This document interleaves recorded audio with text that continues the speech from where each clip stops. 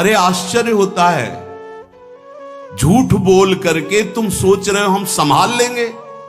नहीं नहीं, झूठ तुम्हारा नाश कर रहा है, तुम्हें पता नहीं। जिस जिह्वा से नाम जप कर रहे हो, अगर नाम का विशेष फल प्राप्त करना है, जल्दी फल प्राप्त करना है, आपको दुखों से बचना है, पाप भस्म करना है, तो झूठ बोलना बंद कर दीजिए। क्या बिगड़ जाएगा आपका? सच्ची बोलने में क्या बिगड़ जाएगा? सच्ची बोलना शुरू करोगे, हिम्मत नहीं रह जाएगी पाप करने की। ये जो पाप करने की तुम्हारी हिम्मत पड़ रही, झूठ बोलने के कारण पड़ रही। नहीं, असत्य संपातक पुंजा, सबसे बड़ा पाप झूठ बोलना। उससे क्या होता है? हर चीज हम छुपाना चाहते, किससे? उस सर्वज्ञ परमात्मा से, गुरुदेव से। नहीं, झूठ नहीं। नाम इसीलिए नहीं चल पा रहा, थोड़ी दिन नाम चलाएंगे छूट जाएगा, क्योंकि आप झूठ बोलते हैं, पापाचरण करते हैं।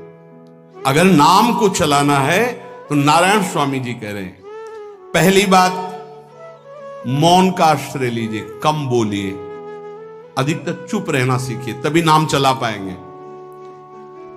जो कार्य कर रहे हैं आप उस पर ध्यान दें, उस कार्य को एकाग्रता पूर्वक करें, वाणी को मौन रखें, उस वाणी से धीरे धीरे नाम उच्चारण करें। कम से कम 24 घंटे में 4 घंटे मौन का तो सबको अभ्यास कर लेना चाहिए। 24 घंटे में 4 घंटे मौन का। तो ऐसे ऐसे बुद्धिमान हो कहेंगे हम 6 घंटे मौन रहते हैं। कब? बोले जब सोते हैं तब। आप 4 घंटे कह रहे हम 6 घंटे मौन रहते हैं। 24 घंटे में हम 6 घंटे मौन रहते हैं, बहुत बुद्धिमान है। बोले आप 4 घंटे कहते हो, हम 6 घंटे मौन रहते हैं। तो कब आप मौन रहते हैं? बोले जब सोते हैं तो 6 घंटे सोते हैं, मौन ही रहते हैं उस समय। मौन जागृत की कह रहा हूं, 4 घंटे का। नारायण स्वामी के बहुत बड़े महापुरुष हुए, तुम 4 घंटे मौन का अभ्यास करो। ऐसा निकालो 2 घंटे, 2 घंटे करके 24 घंटे में 4 घंटे मौन। उस समय हम किसी से बात नहीं करेंगे, नाम जप करेंगे। कार्य करो, कार्य करने के लिए मना नहीं कर रहे हैं। कम बोलो। आजकल लोग अपनी जीवनी शक्ति को बोलने के द्वारा बहुत नष्ट कर रहे हैं, व्यर्थ की बातें करते रहते हैं। 4 आदमी चल रहे हो, आप पीछे चलिएगा, सुनते, बेमतलब की बातें। नाम जब नहीं होगा वो डिलीट नहीं होगी, वैसे ही बनी रहेंगी, अगले जन्म के लिए तैयार हो रहा है। इसलिए नाम यदि सिद्ध करना है, नाम का फल लेना है, नाम का आनंद लेना है, तो वृथा भाषण बंद करो, बेकार की बात बंद करो। जितना कम बोलने से काम चल जाए उतना। सामने वाले को बोलने दीजिए, आप बीच में नाम चल रहा है जी, नाम चल रहा है। जब कोई आवश्यक बात हुई, पवित्र शब्द बोल दिया, नहीं चुपचाप सुनो। उसको लग रहा है कि आप संभाषण करो, मान लो रिश्तेदार है, नातेदार है, मित्र। अब आप व्यवहार में हैं, आप सीधे ये तो नहीं कह सकते हमसे बात मत करो, नहीं, हाँ बात कीजिए, लेकिन आप कम बोलिए, उसको बोलने दीजिए, आप नाम जप कीजिए, जरूरत भर बात कीजिए। बात में भगवान की चर्चा हो तो कोई बात नहीं, अगर प्रपंच की चर्चा है तो बचने की कोशिश कीजिए। अपने संबंधियों, अपने दोस्तों, अपने व्यवहारियों से व्यवहार, दोस्ती, संबंध शिथिल कीजिए, तभी नाम में प्रीति होगी। अगर ये अब हमारे दोस्त आ गए हैं तो फिर वो दोस्त छूट जाएगा नाम, अब बातें शुरू हो गई प्रपंच की। धन्य है ऐसी बुद्धि जो प्रियजनों से भी संभाषण केवल भगवत वाक्यों का, अन्यथा नहीं। इसीलिए इस मार्ग को वर्ण करना बहुत कठिन है। एक ऐसा तुम्हारा निवास स्थान होना चाहिए अलग, जिसमें अपने रिश्तेदार, नातेदार, व्यवहारियों का प्रवेश ना हो। आपकी शैया अलग होनी चाहिए। अगर नाम जापक नाम सिद्ध करना चाहता है, नाम का फल लेना चाहता है, नाम निरंतर चलाना चाहता है, तो जिस आसन पर आप बैठते हैं उसी में प्रपंची, विषयी, संसारिक वृत्ति वाले बैठेंगे तो भजन की वृत्ति नहीं बन पाएगी। एक ऐसा, वैसे होते हैं घरों में बैठने वालों का अलग, लेकिन साधन कक्ष अलग होना चाहिए अपना। किसी का यदि प्रवेश ना हो तो आप देखेंगे कि आपके साधन के परमाणु आपको वहां बैठते ही तत्काल विक्षेप रहित करके भजन में लगा देंगे। अगर घर में ऐसा कुछ ना हो तो एक आसन अपना अकेला रखें, जिस पर आप शयन करें वो आसन केवल आपका ही होना चाहिए। अगर वो सार्वजनिक बैठने के लिए ही है, ऐसी व्यवस्था नहीं, तो आसन समेट कर अपना अलग रख दीजिए और दूसरे आसनों पर बैठा लिए, फिर वो आसन हटाकर जब आप शयन करें तो आपका आसन होना चाहिए। इसका बहुत बड़ा प्रभाव पड़ेगा। कोई भी ऐसा दृश्य या पुस्तक ना पढ़ें जो वासनात्मक हो और प्रभु के नाम से आपको विमुख कर दे। अखबार आदि, समाचार आदि, ये हमारे चिंतन को नष्ट करते हैं। अगर नाम जप करना है, निरंतर नाम स्मृति बैठालनी है, एक घटना कई मिनट तक विक्षेप देती है।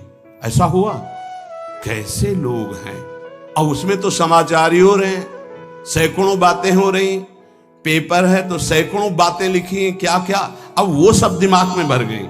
इतना व्यसन है किसी किसी को पेपर पढ़ने का, समाचार पत्र पढ़ने का, कि सुबह होते ही वो विरह में रहते हैं कि पेपर आ जाएगा। आया, मिला तो ऐसी एकाग्रता से पढ़ते हैं जैसे वेदांत चिंतन करने वाला वेदांत चिंतन। चश्मा लगा, चाय रखी, ठंडी हो रही, उससे मतलब बीच बीच में चाय और चश्मा से पेपर, और पूरे दिमाग में वही। अब क्या करेगा, जो पढ़ा है उसका चिंतन बनेगा, वही बोला जाएगा। अब जहां चार मिले तो तुम्हें पता है, उत्तर प्रदेश में ये हुआ, मध्य प्रदेश में ये हुआ, चर्चा दिमाग। नाम जापक पूज्य श्री नारायण स्वामी कह रहे, अखबार पढ़ना, दुनिया भर की प्रपंच की जिसमें बातें हैं, ऐसे समाचार, ऐसे टेलीविजन देखना, ये तुम्हारे हृदय में नाम नहीं चलने देंगे, तुम्हारी स्फुरणा को गंदी कर देंगे, बेकार का वक्त खराब होगा।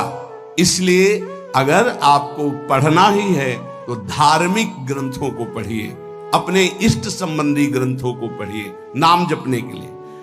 किसी को कभी वचन न दें। पांचवा, बहुत बहुत पॉइंट की बात करें, यदि आपने किसी को वचन दे दिया और पूरा नहीं किया तो भजन का फल वहां जाएगा, ध्यान रखना। यही हमसे सब त्रुटियां होती रहती है अपने लोगों से। जाओ आज से बाद वचन दे दिया, हम ऐसा नहीं करेंगे, नहीं करेंगे चाहे मर जाएं। और अपने लोग ऐसे फिसड्डी हैं कि शाम के वचन देते हैं और सुबह फिसल जाते हैं। 2-4 दिन बहुत चला, फिर फिसल जाते हैं। बोले कसम से आज से ऐसा नहीं करेंगे। तो आप इसको खिलवाड़ न समझे, आपके सुकृत नष्ट हो रहे हैं, वासना आपके सुकृतों को नष्ट कर रही। दूसरा, जैसे आपने किसी से कहा कि मैं शाम के 5 बजे आ जाऊंगा, तो 5 बजने में 5 मिनट कम होने पर आपको पहुंच जाना चाहिए, 5 मिनट ओवर होने पर नहीं, उसके पहले ही आपको ऊपर। यह संतों के जीवन में देखा गया है। समय का बहुत बड़ा जीवन में अस्तित्व है। अगर आप किसी को समय दें, फिर उसमें प्रमाद स्थिति नहीं होनी चाहिए। 5 मिनट पहले पहुंचिए। समय दिया है किसी को तो 5 मिनट पहले उसको इंतजार ना करना पड़े। रात को सोते समय नाम जापक उपासक विचार करें, मेरा नाम किन किन कार्यों में छूटा, मेरे से कौन कौन सा पाप हुआ, मैंने कौन सी आज गलती की जो नहीं करना चाहिए, और उसे डायरी में नोट करें। नारायण स्वामी कह रहे हैं दूसरे दिन सावधानी पूर्वक वो गलतियां ना होने पावे जो हमने आज की। जब उपासक सत्य बोलना स्वीकार करता है तो उसके हृदय में डर जागृत हो जाता है। ध्यान रखना, डर ये माया के द्वारा प्रेरित है। अगर व्यापार में सत्य बोलेंगे तो पैसा अधिक नहीं आएगा, अगर हम सत्य बोल दिए तो डांट लगेगी, अगर हम सत्य बोल दिए तो सब लोग जान जाएंगे मैं ऐसा गंदा हूं। सच्ची मानिए, सत्य बोलने का नियम ले लीजिए, आप निष्पाप हो जाएंगे, आप महात्मा बन जाएंगे अंदर से। कोई भी पापाचरण आपके जीवन में नहीं रह जाएगा। भगवान का नाम सत्य है, उस नाम को चलाने के लिए झूठ बोलने वाला नाम को कैसे चला सकता है। सत्य बोलने से यदि तुम्हारा नुकसान हो रहा है तो तुम सह जाइएगा। नारायण स्वामी कह रहे हैं उससे बड़ा लाभ आपको श्री भगवान प्रदान करेंगे। आप सत्य बोलिए। आजकल भगवान पर विश्वास नहीं, इसलिए झूठ पर विश्वास है। कलयुग की ऐसी प्रेरणा है कि सब झूठ बोलने लगे हैं। कोई डरता ही नहीं झूठ बोलने में, पूरा का पूरा। जैसे नहीं कहते कुछ तो सत्य होगा, ऐसे ऐसे महानुभाव हैं कि 100% झूठ बोल जाते हैं, 100%। धन्य है मोबाइल जो झूठ बुलाने में बहुत प्रवीण है, बहुत प्रवीण है। अरे भाई हम नहीं मिल सकते, आज हमारा मन नहीं है, खत्म खेल हो गया, सत्य बात है, नहीं मिल सकते आपसे, मत उठाओ फोन। अगर तुम्हें झूठे ही बोलना है तो फोन क्यों उठाओ? नहीं बोलेंगे, नहीं उठाएंगे तो समझ जाएगा कि उनकी रुचि नहीं। ये झूठ क्यों बोलना, सत्य बोलो। झूठ से यदि आप बच गए तो आपके जिह्वा पे नाम निरंतर चलने लगेगा। ये झूठ ही नाम नहीं चलने दे रहा। असत्य आचरण, छुपाने की वृत्ति, असत्य भाषण, ये नाम में प्रीति नहीं। किसी को भी फुसलाने के लिए झूठ मत बोलिए। सत्य बोलने का अभ्यास कर लिए तो पापी जीव भी महात्मा बन जाए। सत्य आवश्यक है। एक बड़े कागज पर ऐसी जगह लिख के रख लो जहां तुम उठते बैठते देखते हो कि मुझे सत्य बोलने का नियम लेना है, झूठ नहीं बोलना है। सत्य साधन कर लो, फिर देखो नाम कैसे चलता है। तपस्या, बड़े बड़े पुण्य, बड़े बड़े तीर्थ स्नान उतना पवित्र नहीं करेंगे जितना सत्य बोलने से होगा। पर बहुत कठिन है इस समय सत्य बोलना।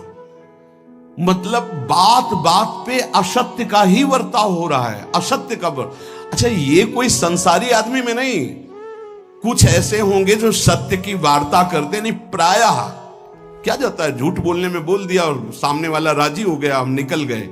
लेकिन सत्य ना होने के कारण आप में सत्य आचरण, सत्य स्वरूप भगवान का नाम, भगवान को कहा गया सत्य नारायण, वो नाम नहीं चलेगा। भजन करने का पहला साधन है सत्य बोलना।